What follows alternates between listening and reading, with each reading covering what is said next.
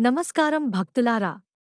భారతదేశంలో శివశక్తులు ఒకే క్షేత్రంలో కొలువై ఉన్న మహాపవిత్ర స్థలం ఏదైనా ఉందా అంటే అది శ్రీశైలమే. ద్వాదశ జ్యోతిర్లింగాలలో ఒకటి. అష్టాదశ మహాశక్తిపీఠాలలో ఒకటి.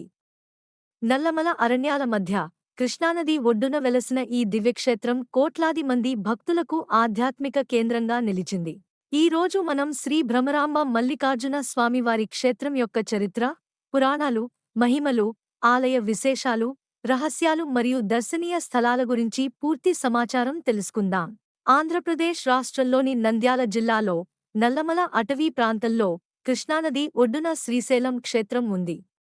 శ్రీ అంటే దివ్యత్వం, ఐశ్వర్యం. శైలం అంటే పర్వతం. అంటే దివ్య పర్వతం అనే అర్థం. పురాణాలలో ఈ ప్రాంతాన్ని శ్రీపర్వతం అని కూడా పేర్కొన్నారు.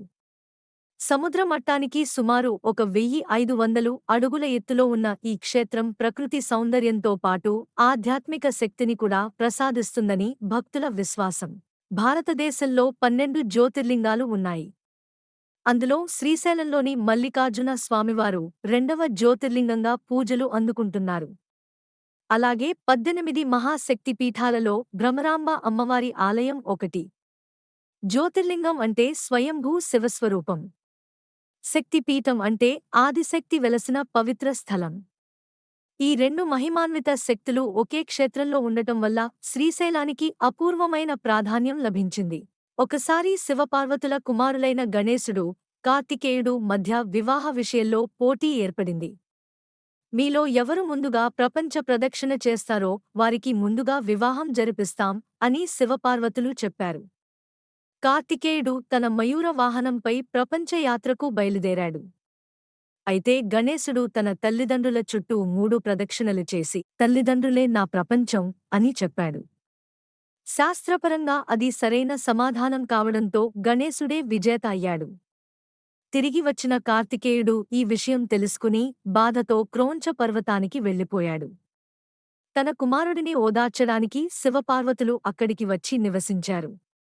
ఆ సమయంలో శివుడు మల్లికార్జున జ్యోతిర్లింగంగా వెలిశాడని పురాణాలు చెబుతున్నాయి. అరుణాసురుడు అనే రాక్షసుడు దేవతలను తీవ్రంగా హింసించాడు. అతన్ని సంహరించేందుకు ఆదిపరాశక్తి లక్షలాది తుమ్మెదల రూపం ధరించింది. ఆ తుమ్మెదల దండు రాక్షసుడిని సంహరించింది.